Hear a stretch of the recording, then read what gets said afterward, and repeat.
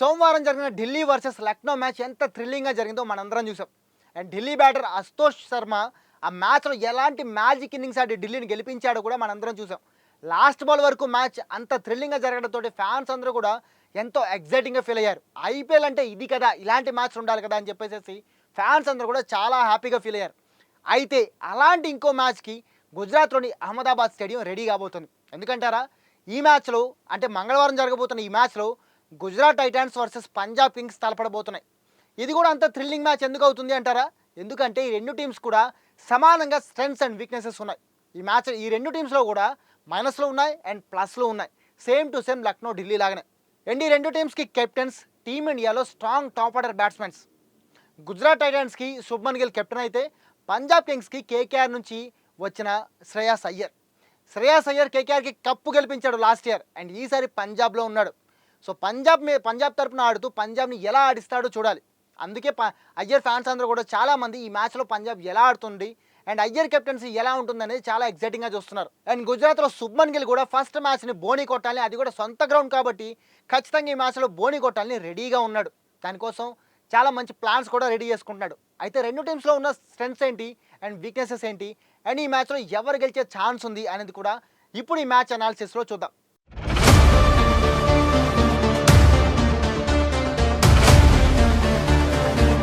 So ముందుగా Gujarat Titans team గురించి మాట్లాడుకుంటే ఆ టీంలో ఉన్న ప్లేయర్స్ అందరూ వాళ్ళ లిస్ట్ ఇది. ఈ లిస్ట్లోంచి బాగా వెతికి ఫైనల్ 11ని తీస్తే ఆ ఫైనల్ 11లో Jos Buttler, Shubman Gill, Glenn Phillips, Shahrukh Khan లేదా సాయి సుదర్శన్, షెర్ఫెన్ రూదర్ఫర్డ్ లేదా మహిపాల్ లూమ్రోర్, రాహుల్ తెవాటియా, రషీద్ ఖాన్, వాషింగ్టన్ సుందర్, కగిసో రబాడా లేదా జెరాల్డ్ కొయిట్జీ, మహమ్మద్ సిరాజ్ లేదా ప్రసిద్ధ్ కృష్ణ లేదా ఇషాంత్ శర్మ, వీళ్ళు ముగ్గురులో ఒకరు ఉంటారు. అలాగే స్పిన్లో సాయి కిషోర్ అండ్ జయంత్ యాదవ్ ఉంటారు. సో వీళ్ళు ఫైనల్ 11 అన్నమాట. అయితే ఇక్కడ ఈ ఫైనల్ 11 ఏదైతే ఉందో వీళ్ళకి సాలిడ్ ఓపెనింగ్ ఉంది. ఒకవేళ ఇదే ఫైనల్ 11 కనుక ఆడితే రేపు మ్యాచ్లో సాలిడ్ ఓపెనింగ్ ఉంటుంది. శుభ్మన్ గిల్ ఫుల్ ఫామ్లో ఉన్నాడు అండ్ బట్లర్ ఎలాంటి ఫామ్లో ఉంటాడో ఐపీఎల్ అంటే అది మనకు తెలుసు. కాబట్టి వీళ్ళకి సాలిడ్ ఓపెనింగ్ ఉంది అండ్ బెటర్ లోయర్ ఆర్డర్ కూడా ఉంది. రాహుల్ తెవాటియా, రషీద్ ఖాన్ అండ్ వాషింగ్టన్ సుందర్ వీళ్ళు ముగ్గురు కూడా పిన్స్ హిట్టింగ్ చేయగలరు అండ్ లాస్ట్లో ఇన్నింగ్స్ని నిలబెట్టగలిగే స్తోమత రాహుల్ తెవాటియా అండ్ వాషింగ్టన్ సుందర్ ఇద్దరికీ ఉంది. సో వీళ్ళిద్దరూ ఇన్నింగ్స్ని నిలబెట్టగలరు అండ్ పిన్స్ హిట్టింగ్ కూడా చేయగలరు. అయితే ఇక్కడ మనకి పెద్ద మైనస్ ఏంటంటే జీటీ టీంలో మిడిల్ ఆర్డర్. అసలు వీళ్ళ మిడిల్ ఆర్డర్ చూస్తే అసలు మిడిల్ ఆర్డర్ వీళ్ళకి ఉందా అనిపిస్తుంది. షారుఖ్ ఖాన్ లేదా సాయి సుదర్శన్, షెఫాల్డ్ రూదర్ఫర్డ్ లేదా మహిపాల్ లూమ్రోర్, వీళ్ళ నలుగురులో ఎవరో ఇద్దరు ఆడతారు. అండ్ ఈ నలుగురిలో కూడా ఎవరు కూడా ఒక star middle order batsmen and అక్కడ ఆ ప్లేస్ని కాపాడుకుంటూ ఇన్నింగ్స్ని బిల్డ్ చేయగల ప్లేయర్లు లేరు వీళ్ళ నలుగురిలో ఎవ్వరు కూడా. ఏ ఇద్దరు ఆడినా ఆ ఇద్దరిలో కూడా ఆ స్టామినా అనేది లేదు. సో మిడిల్ ఆర్డర్ అనేది జీటీకి చాలా వీక్గా ఉంది.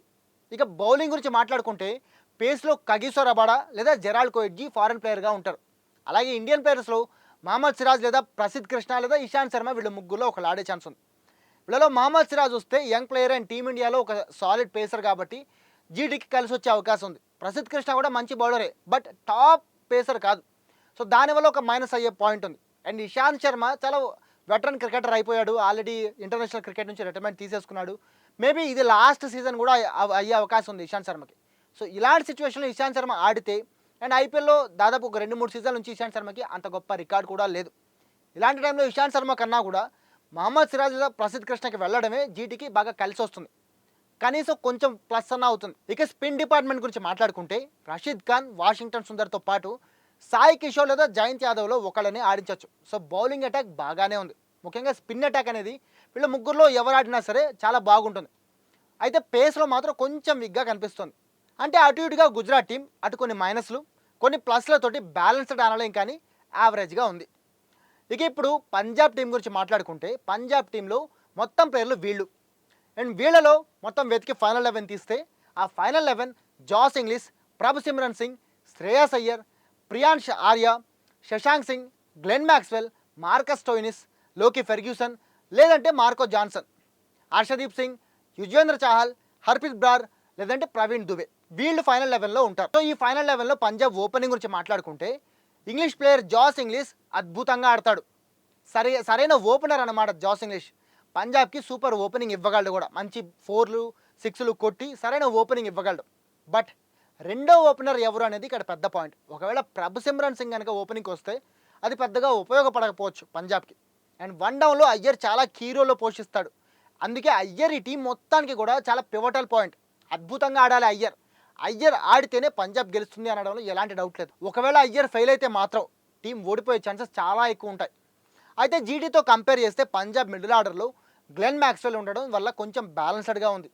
బట్ లోయర్ ఆర్డర్లో మార్కస్ స్టోయినిస్, మార్కో జాన్సన్ మంచి ఫినిషింగ్ ఇవ్వగలరు. ఒకవేళ స్టోయినిస్ ఓపెనింగ్ వచ్చినా ఆశ్చర్యం లేదు. అలా వస్తే అది సూపర్. ఎందుకంటే జాస్ ఇంగ్లీష్ తోటి స్టోయినిస్ కూడా కలిస్తే ఓపెనింగ్ అదిరిపోతుంది. అప్పుడు ఓపెనింగ్ కూడా చాలా బలంగా ఉంటుంది. అయితే ఇక్కడ పంజాబ్ బౌలింగ్ డిపార్ట్మెంటే కొంచెం విగ్గా కనిపిస్తుంది. ఎందుకంటే బౌలింగ్లో పంజాబ్ బౌలింగ్లో హర్షదీప్ సింగ్కి సపోర్ట్ ఇచ్చి ఇంకో పేసర్ కనపడడం లేదు. ఒకవేళ మార్కస్ స్టోయినిస్ లేదా లోకీ ఫెర్గ్యూసన్ లేదా మార్కో జాన్సన్ వీళ్ళ ముగ్గురులో ఎవరో ఒకళ్ళో ఇద్దరు అన్నా సరే వాళ్ళు ఒక సెకండరీ పేసర్గా ఉంటారు, కానీ టాప్ ఆర్డర్ హర్షదీప్ సింగ్తో ఈక్వల్ పేసర్ లేడు. సో దీనివల్ల పేస్ డిపార్ట్మెంట్ అనేది పంజాబ్ది కొంచెం వీక్గా కనిపిస్తుంది. అండ్ దీంతో పాటు స్పిన్ డిపార్ట్మెంట్ కూడా పంజాబ్ది వీక్గానే ఉంది. యుజ్వేంద్ర చాహల్ స్పిన్నర్. అయితే యుజ్వేంద్ర చాహల్ దాదాపుగా చాలా రోజుల నుంచి ఫామ్లో లేడు. అలాంటప్పుడు యుజ్వేంద్ర చాహల్ కంటే ఇంకా బలమైన స్పిన్నర్ కావాలి.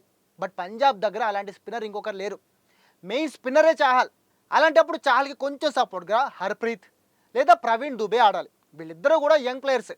ఒకవేళ వీళ్ళు కూడా లక్నో స్పిన్నర్స్ లాగా యంగ్ ప్లేయర్స్ అద్భుతంగా ఆడినట్లు వీళ్ళు కూడా ఆడితే చాహల్కి ఎలాంటి ప్రాబ్లం లేకుండా పంజాబ్కి మంచి స్పిన్ జోడీ కూడా దొరికినట్లే అవుతుంది. మరి చూడాలి వీళ్ళ బౌలింగ్ ఆన్ ద పిచ్లో ఎలా ఆడతారనేది.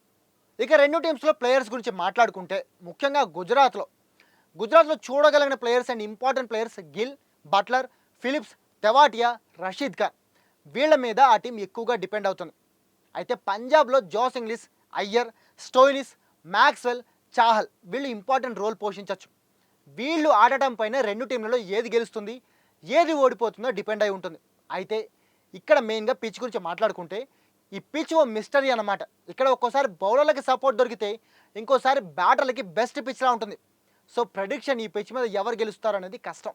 అయితే first batting team 200 mark touch అయిందంటే ఆ టీంకి ఖచ్చితంగా గెలిచే ఛాన్స్ ఉంటుంది. సో ఇక రెండు టీంల బలాబలాలు చూస్తే ఓన్ గ్రౌండ్లో ఆడుతున్న గుజరాత్కి స్లైట్ ఎడ్జ్ ఉంది గెలిచే ఛాన్స్.